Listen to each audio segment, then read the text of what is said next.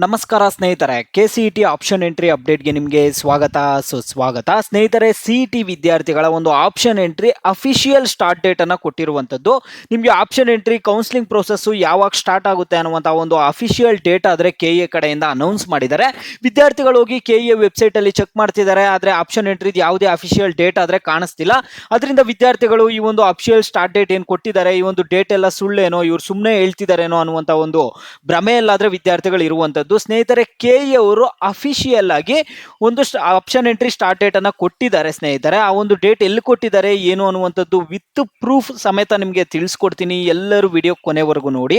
ಅದಕ್ಕೆ ಮುಂಚೆ ಯಾರಾದರೂ ಚಾನಲ್ ಅನ್ನು ಇನ್ನೂ ಸಬ್ಸ್ಕ್ರೈಬ್ ಮಾಡದೆ ನೋಡ್ತಿದ್ರೆ ಈಗಲೇ ಚಾನಲ್ ಅನ್ನ ಪಟ್ಟಂತ ಸಬ್ಸ್ಕ್ರೈಬ್ ಮಾಡ್ಕೊಳ್ಳಿ, ಮತ್ತೆ ವಿಡಿಯೋಗೊಂದು ಲೈಕ್ ಆದ್ರೆ ಕೊಡಿ. ನೀವು ಕೂಡ ಸಬ್ಸ್ಕ್ರೈಬ್ ಲೈಕ್ ಇಂದ ನಿಮ್ಗೆ ಇದೇ ರೀತಿ ಕಂಟಿನ್ಯೂಸ್ ಅಪ್ಡೇಟ್ಸ್ ಆದ್ರೆ ಸಿಗ್ತಿರುತ್ತೆ. ಈಗಾಗಲೇ ಯಾರು ಸಬ್ಸ್ಕ್ರೈಬ್ ಲೈಕ್ ಮಾಡಿ ವಿಡಿಯೋ ನೋಡ್ತಿದ್ರೋ ಎಲ್ಲರಿಗೂ ನನ್ನ ಒಂದು ಹೃದಯ ಪೂರ್ವಕ ಧನ್ಯವಾದಗಳು. ನೋಡಿ ಸ್ನೇಹಿತರೆ, ನಾನೀಗ ಡೈರೆಕ್ಟ್ ಟಾಪಿಕ್ಗೆ ಬರ್ತೀನಿ. ಇಲ್ಲಿ KCET ವಿದ್ಯಾರ್ಥಿಗಳಿಗೆ official option entry start date ಅನ್ನ ಕೊಟ್ಟಿರುವಂತದ್ದು. ಸ್ನೇಹಿತರೆ, official option entry start date ಎಲ್ಲಿ ಕೊಟ್ಟಿದ್ದಾರೆ ಅಂದ್ರೆ ನಿಮ್ಮ ಒಂದು ಎಕ್ಸ್ ಅಕೌಂಟ್ ಅಲ್ಲಿ ಹೋಗಿ ನೋಡಿ. ಅಂದ್ರೆ ಟ್ವಿಟರ್ ಅಕೌಂಟ್ ಅಲ್ಲಿ ನೀವು ಆಲ್ರೆಡಿ ವಿದ್ಯಾರ್ಥಿಗಳು ಟ್ವಿಟರ್ ಯೂಸ್ ಮಾಡ್ತಿರೋರು ನೀವು KE ಅನ್ನ ಫಾಲೋ ಮಾಡಿ ಇಟ್ಕೊಳ್ಳಿ. ಅಫಿಷಿಯಲ್ ಟ್ವಿಟರ್ ಅಕೌಂಟ್ ಅಲ್ಲಿ KE ಅವರ ಒಂದು ಅಫಿಷಿಯಲ್ ಅಕೌಂಟ್ ಅಲ್ಲೇ, ಈಗ ಅದು ಎಕ್ಸ್ ಆಗಿದೆ ಬಿಡಿ, ಟ್ವಿಟರ್ ಇರುವಂತದ್ದು ಎಕ್ಸ್ ಆಗಿದೆ. ನಿಮ್ಮ ಒಂದು ಅಫಿಷಿಯಲ್ ಎಕ್ಸ್ ಅಕೌಂಟ್ ಅಲ್ಲಿ ಇಲ್ಲಿ KE ಅವರು ಒಂದು ಅಫಿಷಿಯಲ್ ಆಪ್ಷನ್ ಎಂಟ್ರಿ ಡೇಟ್ ಅನ್ನ ಕೊಟ್ಟಿರುವಂತದ್ದು. ನೋಡಿ ಎಲ್ಲಿ ಕೊಟ್ಟಿದ್ದಾರೆ ಅಂತ ನಿಮ್ಗೆ ತೋರಿಸ್ಕೊಡೋದಾದ್ರೆ ನೋಡಿ ಸ್ನೇಹಿತರೆ, ನೋಡಿ ಇಲ್ಲಿ 22 ಅವರ್ಸ್ ಬ್ಯಾಕ್ ಇಲ್ಲಿ ಕರ್ನಾಟಕ ಪರೀಕ್ಷಾ ಪ್ರಾಧಿಕಾರ KE ಕಡೆಯಿಂದನೇ ಹೇಳಿದ್ದಾರೆ. ನೋಡಿ, UGCET 2026 ಫಲಿತಾಂಶವನ್ನು ವೈದ್ಯಕೀಯ ಶಿಕ್ಷಣ ಸಚಿವ ಡಾಕ್ಟರ್ ಶರಣ್ ಪ್ರಕಾಶ್ ಪಾಟೀಲ್ ಅವರು ಶನಿವಾರ ಬಿಡುಗಡೆ ಮಾಡಿದರು.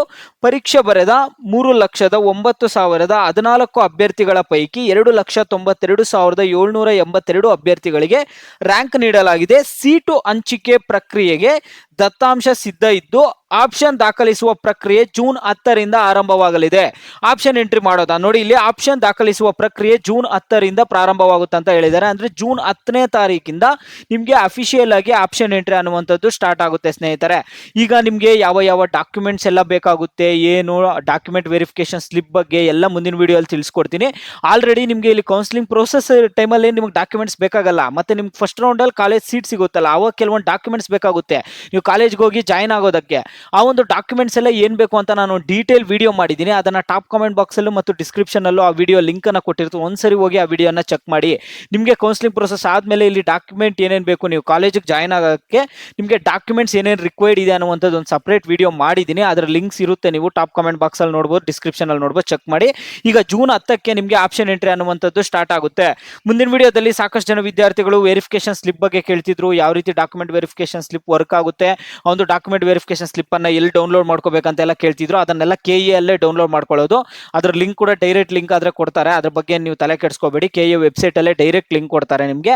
ಮತ್ತೆ ವಿದ್ಯಾರ್ಥಿಗಳಿಗೆ ಈಗ ನೆಕ್ಸ್ಟ್ ಫೀಸ್ ಅನ್ನುವಂಥದ್ದೆಲ್ಲ ರೆಡಿ ಮಾಡ್ಕೊಳ್ಳಿ. ನೀವು PU ಅಲ್ಲೆಲ್ಲ ಇದ್ದಾಗೆಲ್ಲ ಇನ್ಸ್ಟಾಲ್ಮೆಂಟ್ಸ್ ಅಲ್ಲಿ ಫೀಸ್ ಕಟ್ತಿದ್ರಿ, ಆ ಥರ ಇರಲ್ಲ. ಈಗ ನಿಮ್ಗೆ ಇಂಜಿನಿಯರಿಂಗ್ ಅಲ್ಲಿ ಸೀಟ್ ಸಿಕ್ತು ಅಂದ್ರೆ ನೀವು ಫುಲ್ ಫೀಸ್ ಆದ್ರೆ ಪೇ ಮಾಡಬೇಕಾಗುತ್ತೆ. ಹಾಫ್ ಫೀಸ್ ಅಂತೂ ಪೇ ಮಾಡೋಕ್ಕಾಗಲ್ಲ. ಫೀಸ್ ಅನ್ನ ರೆಡಿ ಮಾಡಿ ಇಟ್ಕೊಳ್ಳಿ, ನಿಮ್ಮ ಪೋಷಕರ ಜೊತೆ ಡಿಸ್ಕಸ್ ಮಾಡಿಬಿಟ್ಟು.